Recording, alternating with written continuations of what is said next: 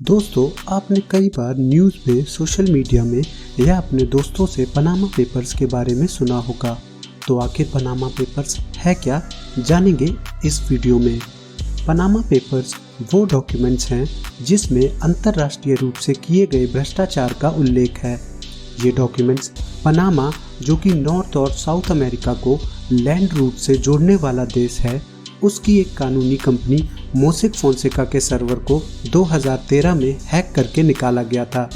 दस्तावेजों को गुमनाम रूप से जर्मन अखबार शुड्यूशे ज़ाइटंग, या जिसे एसजेड के नाम से जाना जाता है, उसमें लीक कर दिया गया था।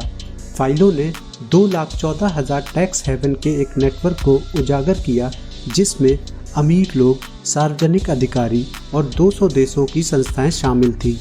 पेपर लीक करने वाले एनोनिमस सोर्स ने पनामा से ऐसा किया, इसलिए इसका नाम पनामा पेपर्स पड़ा।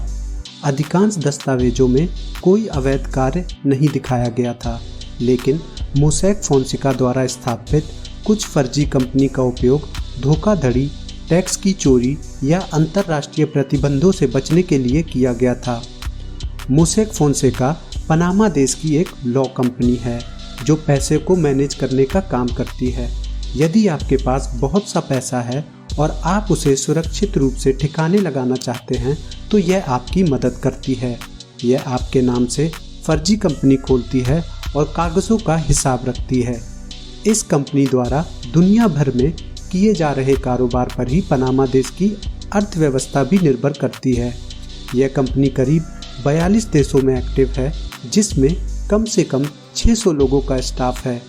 कुछ देशों में इसने अपनी फ्रेंचाइजी भी दी हुई है, जहां इसके ब्रांड नेम का यूज़ किया जाता है। टैक्स हेवन कहे जाने वाले देश जैसे स्विट्ज़रलैंड, साइप्रस और ब्रिटिश वर्जिन आइलैंड में यह कंपनी सबसे ज़ोरदार काम कर रही है। 2015 में शुड्यूशे ज़ाइटंग न्यूज़पेपर को एक गुमनाम स्रोत ने खुद को जॉन डो कहते हुए संपर्क किया था और उसने दस्तावेजों को लीक करने की पेशकश की थी।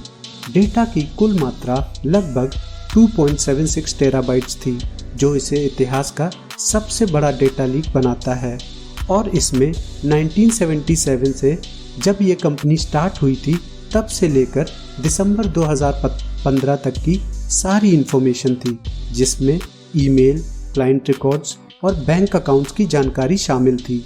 ये डॉक्यूमेंट्स बाद में एसजेड न्यूज़पेपर ने international consortium of investigative journalist, या जिसे ICIJ के नाम से जाना जाता है, जो कि US बेस्ड ऑर्गेनाइजेशन है, उसके साथ शेयर किए थे। लगभग एक साल तक ICIJ के 370 जर्नलिस्ट ने इन डॉक्यूमेंट्स पर रिसर्च की और 3 अप्रैल 2016 को इन्हें पनामा पेपर्स के नाम से पब्लिश कर दिया। पनामा पेपर्स बताते हैं कि किस तरह से पैसे वाले लोग ऐसी जगह पर पैसा लगाते हैं जहां टैक्स का कोई चक्कर ही नहीं हो, यानी टैक्स चोरी का स्वर्ग। इसमें जिन 143 राजनेताओं के बारे में जिक्र किया गया है, उनमें से 12 तो अपने देशों के राष्ट्र अध्यक्ष हैं और उनके परिवार व नज़दीकी लोग इससे जुड़े हैं। सवाल है कि इस पेपर लीक में जिन हस्तियों के अपने विदेशी खातों में वित्तीय लेन देनों का खुलासा हुआ है, क्या वह लेन देन पूरी तरह गैरकानूनी है? इस बारे में ICIJ का कहना है कि निश्चित तौर पर हो सकता है कि यह पूरी तरह गैरकानूनी ना हो, लेकिन यह इतना तो दिखाता ही है कि किस तरह इन हस्तियों द्वारा देश के कोष को टैक्स बचाकर नुकसान पहुंचाया गया। रिपोर्ट में कहा गया है, टैक्स सेविंग फर्म्स जो सेवाएं उपलब्ध कराती हैं, वे बेशक पूरी तरह कानूनी हैं, लेकिन ये दस्तावेज दिखाते हैं कि बैंकों, लॉ फर्म्स और ऐसी ही अन्य एजेंसियों ने सभी कानूनी प्रक्रियाओं का पालन नहीं किया। रिपोर्ट में आगे दिया है, कई मामलों में पाया गया है कि इन मध्यस्थों ने अपने क्लाइंट्स के संदिग्ध लेन देन को या तो छिपाया या ऑफिशियल रिकॉर्ड्स के छेड़छाड़ कर उन्हें सामने नहीं आने दिया। बड़ी हस्तियां अपने निवास के देश से बाहर जो खाते रखते हैं, उनका मकसद कई तरह के वित्तीय और कानूनी लाभों को लेना होता है। ये विदेशी खाते अधिकतर ऐसे देशों में रखे जाते हैं जिन्हें टैक्स हेवन माना जाता है। इन खातों का उपयोग पैसे को देश के बैंकिंग सिस्टम की नज़र से बचाकर बाहर ले जाने और टैक्स अथॉरिटीज़ की नज़र से बचाकर टैक्स सेविंग के लिए किया जाता है।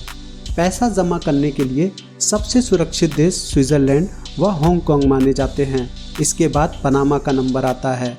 पनामा पेपर्स में जिन हस्तियों के नाम आए हैं वे भी कम चौंकाने वाले नहीं हैं। इनमें आइसलैंड और पाकिस्तान के प्रधानमंत्री, यूक्रेन के राष्ट्रपति, सऊदी अरब के राजा और डेविड कैमरन के पिता का नाम प्रमुख है। इनके अलावा लिस्ट में व्लादिमीर पुतिन की करीबियों, अभिनेता जैकी चैन और फुटबॉलर लियोनेल मेसी का नाम भी है। हालांकि इन हस्तियों ने ऐसा कर कोई गैर कानूनी काम किया है, इस बारे में पेपर्स में कुछ नहीं कहा गया है।